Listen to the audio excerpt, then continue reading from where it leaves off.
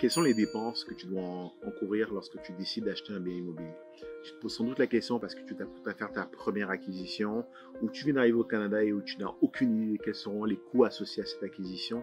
Ben écoute, dans cette vidéo, je te dis exactement quels sont les coûts que tu vas devoir débourser tout au long de ton processus d'acquisition de ton premier bien en immobilier.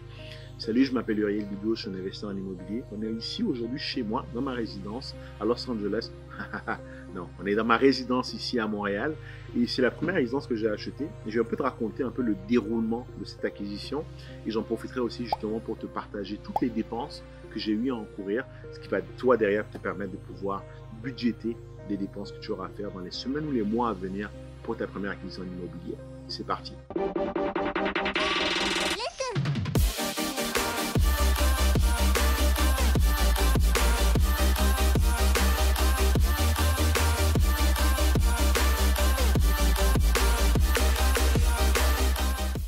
Donc, on est ici aujourd'hui dans Ville-Marie, dans le quartier central de Montréal, où est-ce qu'on est dans ma résidence. C'est un duplex que j'ai acheté en 2016. Et quand j'ai commencé les recherches, je n'avais aucune idée de quels seraient les coûts qui allaient venir avec cette acquisition.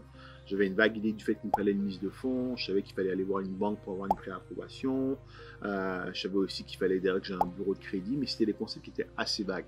Je ne vais pas couvrir ici le bureau de crédit ou la capacité d'emprunt ou la mise de fonds. C'est vraiment des sujets que je couvre amplement dans d'autres vidéos. Je t'invite à regarder quelque part, tu verras une vidéo qui va apparaître où tu pourras la regarder par la suite. C'est ce que j'appelle ma méthodologie ABC, donc l'ABC du financement, c'est-à-dire l'argent, le bureau de crédit et la capacité d'emprunt, qui sont les trois éléments dont tu as besoin pour réussir à faire une acquisition en immobilier. Donc, quelles sont les premières dépenses? La première dépense que tu vas avoir, c'est celle qui est relative au courtier avec lequel tu vas travailler. Très probablement, si tu fais une acquisition en immobilier, tu vas devoir travailler avec un courtier immobilier. Moi, j'ai rencontré à l'époque mon pote Romain, qui est un courtier qui travaille sur le plateau. Très belle rencontre, un gars super dynamique, super agréable. Et au cours de la conversation avec lui, il m'a expliqué que finalement, en termes de frais de courtage, que ça n'allait rien me coûter. Et pourquoi ça n'allait rien me coûter? Parce que la manière dont ça marche au Québec et au Canada, de façon générale, c'est que les frais de courtage sont payés par le vendeur. Donc, un vendeur qui te vend un bien à 500 000, par exemple à Montréal, ce 500 000 va inclure un 4% de la valeur qui va correspondre, on va dire, à 20 000, qui va derrière être payé par le vendeur au courtier qui représente le vendeur. Et le courtier qui représente le vendeur, très souvent, va donner la moitié de cette commission-là au courtier qui te représente. Donc, les frais de courtage ils sont défrayés par le vendeur après la transaction. On s'entend bien que s'il te vend bien à 500 000 et qu'il inclut les frais de courtage dedans, c'est que quelque part, c'est toi qui les payes finalement. Mais tu n'auras pas à défrayer ce montant-là, tu n'auras jamais à le payer directement. Tout ce que tu auras à payer, bien sûr, c'est la mise de fonds et le prêt qui est fourni par la banque, qui ira directement au vendeur. Et lui se chargera de prendre ce montant-là pour payer les frais de courtage. Donc, première dépense qui n'en est pas une, c'est vraiment les frais de courtage. Tu n'as pas besoin de payer un courtier pour t'attacher ses services. Il travaille gratuitement. Par contre, ce que je te dirais, donc il travaille gratuitement pour toi, mais il ne travaille pas gratuitement, il est payé par le vendeur. Ce que je te dirais par contre, c'est sois respectueux de son temps. Sois respectueux de son temps parce que c'est quelqu'un qui ne va pas être payé tant qu'il n'a pas conclu une transaction. Surtout dans un marché de vendeurs tel qu'on est aujourd'hui, c'est un marché où est-ce qu'ils vont faire beaucoup de visites, beaucoup de terrain et vont peut-être pas faire d'argent. Donc, mets-toi un peu à leur place et sois aussi très respectueux de leur temps. Si tu travailles avec un courtier, travaille avec un courtier, pas deux ou trois courtiers. Sois loyal parce que sinon derrière, tu es en train un peu de te foutre de tout le monde. Et surtout, c'est un petit monde. Hein. Donc, si tu te comportes mal avec quelqu'un aujourd'hui, ça va finir par te rattraper par la suite. Comme on dit, karma is a bitch. Alors, assure-toi vraiment de trouver un courtier, assure-toi qu'il correspond à ce que tu veux et derrière, assure-toi de pouvoir être loyal tout au long du processus. J'ai une pratique de courtage en immobilier. Si tu souhaites être accompagné, n'hésite pas à me contacter. Je te mettrai dans la description un contact pour entrer en contact avec mon équipe. On est spécialisé dans les acquisitions pour les investisseurs immobiliers qui veulent des très hauts rendements. Et on est aussi spécialisé dans tout ce qui est immigrants, que ce soit des immigrants qui viennent de la France ou de l'Afrique, qui veulent investir en immobilier ou tout simplement acheter leur résidence principale et faire leur première acquisition. Ensuite, une fois qu'on a commencé à travailler avec Romain, on a fait plusieurs visites. Écoute, j'ai vu des taudis, c'était notamment dans Villeray. Je me rappelle d'une propriété qu'on a visitée où est-ce que la grand-mère faisait sécher des saucisses dans son sous-sol. L'odeur était assez conséquente, mais aussi le visuel était assez choquant. C'est une vieille maison, tu sais, les vieilles maisons italiennes où est-ce qu'on a encore des fois le plastique sur le canapé en cuir et on a encore des carreaux un peu partout, des mosaïques de partout. Il y avait bien sûr une Vierge Marie devant la maison. C'était assez spécial, j'ai vu des choses vraiment, vraiment weird. Mais finalement, on a fini par trouver la petite perle quand on l'a vue, en fait, quand ma femme l'a vue. Tout de suite, elle savait que c'était la bonne. Pour donner un peu un exemple, un ordre d'idée, la propriété, on l'a trouvée le lundi. On a appelé mardi, on l'a visité mercredi, jeudi on a fait une offre et vendredi elle était acceptée. Donc ça allait aussi vite. Et ce qui est drôle, c'est qu'on habitait sur la même rue mais beaucoup plus bas. Donc je dis qu'en termes de déménagement, ça a été assez simple. Je te parlerai du déménagement tantôt. Mais tout ça pour dire que quand on a fait l'offre et qu'elle était acceptée, la première étape qui est arrivée juste après, c'est que c'est une offre qui est conditionnelle à une inspection. Qu'est-ce que c'est qu'une inspection? C'est que tu y a un inspecteur en bâtiment qui va venir regarder le bâtiment, voir s'il a des défauts, te donner un rapport. Et dans ce rapport, il va te dire le point A, B, C sont à corriger tout de suite, le point C, D, E sont à corriger d'ici quelques années, et le point E, F, G sont mineurs, tu peux les corriger plus tard. Je te recommande fortement de faire une inspection, tout simplement parce que, surtout si tu ne t'y connais pas en bâtiment, ça va te permettre de détecter les défauts qui peuvent être majeurs.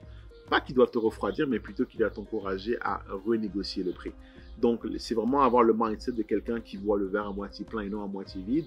Donc, si jamais tu tombes sur une propriété qui t'intéresse, qui est bien localisée, qui répond à tes besoins, mais qui a des défauts, bah, c'est une belle opportunité pour toi de pouvoir la négocier. Et souvent, la négociation va avoir lieu après l'inspection. Une fois que tu as reçu ton rapport d'inspection, tu vas pouvoir l'amener au vendeur en lui disant « Ce n'est pas moi, c'est l'inspecteur qui dit qu'il y a ça et ça et ça à faire. » Donc, je renégocier le prix. En parlant de dépenses associées à l'inspection, bah, ça coûte en général en fonction de la taille du bien que tu veux faire. Moi, c'était un duplex, ça nous a coûté à peu près 1000 $. Mais je te dirais que tu sois sur un condo ou sur un bâtiment beaucoup plus gros, prévois entre 500 et 1500, voire beaucoup plus si tu es sur de gros bâtiments. Mais si tu es sur du résidentiel, entre 500 et 1500, même 1250, max, tu devrais pouvoir t'en sortir avec une belle inspection qui est faite par un inspecteur qui fait partie d'un ordre qui va te donner derrière les documents qu'il te faut pour pouvoir être bien au courant, bien au fait de la propriété. Ensuite, une fois que tu as fini l'inspection, souvent ce qui peut se passer, ça n'a pas été mon cas ici, mais c'est une éventualité, l'inspecteur peut te recommander de faire une expertise. Supposons par exemple qu'il y a un petit défaut sur la fondation, les inspecteurs ne vont pas trop s'avancer. Il va souvent te recommander par exemple de faire venir un ingénieur en bâtiment ou un ingénieur en structure qui va venir valider la structure. Et là, c'est des frais additionnels et ça peut monter très haut. Ça peut aller de n'importe où entre 500 $ pour juste une inspection visuelle sans rapport jusqu'à 1500, 2000, jusqu'à 3000 aussi. Mais je dirais que si tu es sur du résidentiel, que tu achètes un condo ou un duplex, tu ne devrais pas avoir ce genre d'expertise. Puis, s'il y a des problèmes aussi avérés, c'est des choses que normalement ton courtier devrait avoir détectées déjà dans la phase préliminaire qu'on appelle la phase de due diligence, qui est la phase pendant laquelle il va passer en revue tous les documents associés au bâtiment. Il va passer en revue notamment aussi la déclaration du vendeur, qui est un document dans lequel le vendeur va pouvoir déclarer tous les défauts dont il a connaissance en toute transparence. Donc, en général, sur le résidentiel, tu ne devrais pas avoir faire trop d'expertise, sauf en fonction, si par exemple, si tu es sur la rive sud, il se peut que tu vas faire des expertises par rapport à la qualité du sol, la pyrite, ce genre de choses, ou bien des fois des fondations ou des structures, si c'est des bâtiments qui sont vieux, notamment dans le plateau par exemple. Donc, garde-le en tête, prévois un autre 1500 pour ce type d'expertise. Troisième dépense que tu pourrais aussi avoir à faire, c'est qu'une fois que ton offre a été acceptée, tu vas souvent devoir aller voir une banque pour obtenir ton financement. Idéalement, puis c'est même pas idéalement, je te recommande fortement d'avoir ton financement avant de commencer la recherche. Nous, on ne commence aucune recherche tant qu'on n'a pas ce qu'on appelle une préapprobation, qui est un financement, qui est un document dans lequel la banque dit « Je suis prêt à suivre Monsieur Maxime jusqu'à hauteur de temps en termes de financement. » Et pourquoi? Parce que ça donne du sérieux à ton offre. Le vendeur va le prendre en compte. Très souvent, une offre sans preuve de financement, le vendeur va juste pas accepter ton offre. Puis pour le financement, des fois, il se peut qu'il y ait des frais, notamment au niveau du commercial. Ça peut être de l'ordre de 500 $ pour des frais de dossier jusqu'à 2500 $, voire beaucoup plus. Donc je dirais sur du résidentiel, si tu vas voir des banques classiques, donc une banque nationale ou un Desjardins, ou si tu vas voir un courtier hypothécaire qui va approcher plusieurs banques pour toi, tu n'auras pas de frais. Tu n'auras pas de frais de dossier, tu n'auras pas de frais de financement, mais sache qu'il y a des frais et c'est souvent quelque chose qui est arrangé entre le courtier hypothécaire et les banques. Donc, je veux que tu sois au courant, tu n'as pas le budgété, mais sois quand même au courant, c'est quelque chose qui existe dans certaines institutions. Donc voilà, là on a fait le tour, donc t'avais tes frais t'as pas eu à payer ton courtier, t'as eu à payer ton inspection, t'as peut-être eu à payer des frais d'expertise, le financement t'a rien coûté, mais l'étape d'après, bah, ton offre a été acceptée, tu dois aller chez le notaire. Et ce qui va se passer chez le notaire, il va y avoir deux types de dépenses que tu vas devoir couvrir. D'abord, les frais de notaire, à savoir que les frais de notaire sont à la charge de l'acheteur. Donc, c'est toi qui. Bah, il y a des frais de notaire qui sont à la charge de l'acheteur et des frais de notaire qui sont à la charge du vendeur. Mais en général, je dirais pour une transaction, est-ce que tu achètes un condo ou un duplex, prévois entre 1000 et 1500 dollars pour des frais de notaire pour qu'ils puissent justement faire la transaction qui consiste à dire l'ancien propriétaire n'est plus propriétaire, le nouveau propriétaire est propriétaire, mettre à jour les différents registres qui doivent être mis à jour pour permettre justement que officiellement et légalement le bien soit en ta possession. Donc ça, c'est une dépense que tu dois prévoir, c'est les frais de notaire. L'autre élément que tu dois aussi prendre en compte chez les frais de notaire, c'est la répartition des dépenses. Je m'explique, le propriétaire, par exemple, on est à payer les taxes pour toute l'année. Tu achètes, disons par exemple, en plein milieu d'année, mais le propriétaire a déjà payé les taxes pour toute l'année. Tu emménages le 1er juillet.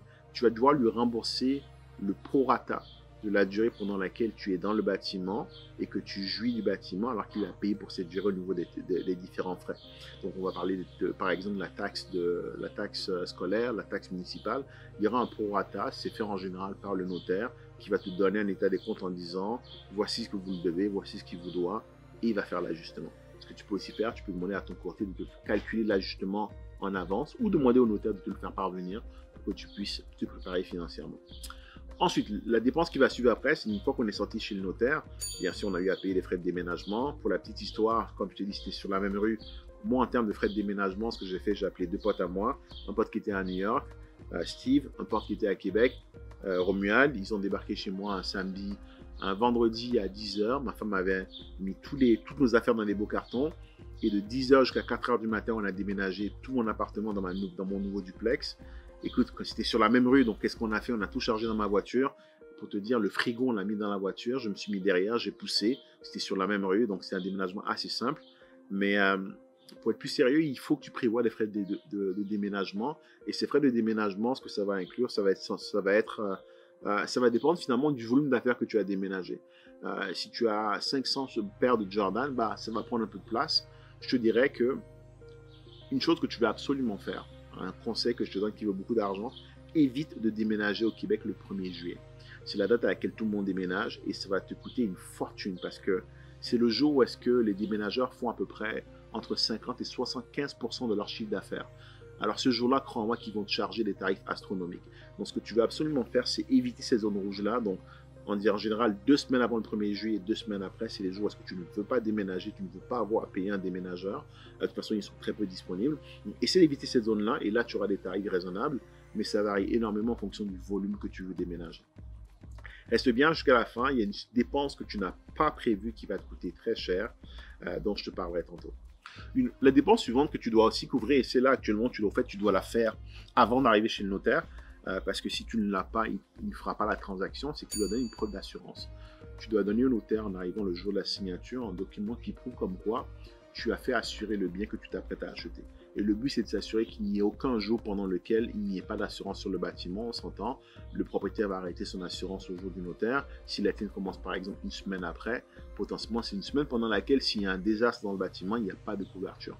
Donc là, le notaire va t'exiger d'avoir une assurance le jour de la signature et c'est des frais supplémentaires. Je te dirais, pour donner un exemple, moi ça me coûte à peu près 100 $ par mois pour mon assurance habitation. Ne sois pas négligent sur les assurances. Ce qui est important dans une assurance, c'est d'inclure beaucoup de conditions, de bien les lire. S'il y a un document que tu veux vraiment lire dans le détail, c'est tes assurances habitation et ton assurance vie, bien sûr. Et dans l'assurance habitation, tu veux t'assurer que beaucoup de choses sont couvertes. La reconstruction à neuf de ton bâtiment, si jamais il y a un sinistre. Tu t'assurer que tu es protégé en cas de dégâts des eaux. Tu t'assurer que tu es protégé en cas de sinistre naturel. Parce que le jour où ça va arriver, les assurances sont très fortes pour dire non, je ne vous couvre pas. Alors assure-toi de vraiment bien lire les petites conditions et d'avoir une belle couverture qui est beaucoup plus large que pas assez. La dernière dépense que je vais te partager, celle-là, elle va te faire mal parce qu'elle est un peu ironique. Elle s'appelle ce qu'on appelle la taxe de bienvenue. Et C'est une dépense qui peut rapidement venir être très très très lourde. Tu trouveras plein de calculateurs sur Internet qui te disent comment la calculer. Mais je te dirais que si mes souvenirs sont bons, sur un bâtiment de 500 000, j'avais payé à peu près à 7 000. Et c'est ironique parce que c'est clairement pas un message de bienvenue, c'est plutôt un coup de genou dans les couilles.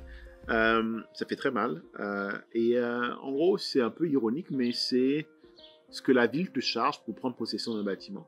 Si on fait un petit parallèle avec la France, parce qu'on a des frais de notaire qui sont très élevés, en France, les frais de notaire sont élevés, mais la réalité, c'est que le notaire, il en garde très peu dans sa poche.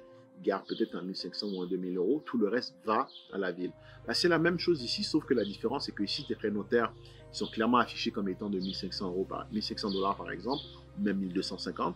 Et derrière, tu as une grosse facture qui t'accueille quelques mois après ton arrivée, qu'on appelle la taxe de bienvenue, et qui fait vraiment, vraiment, vraiment, vraiment mal.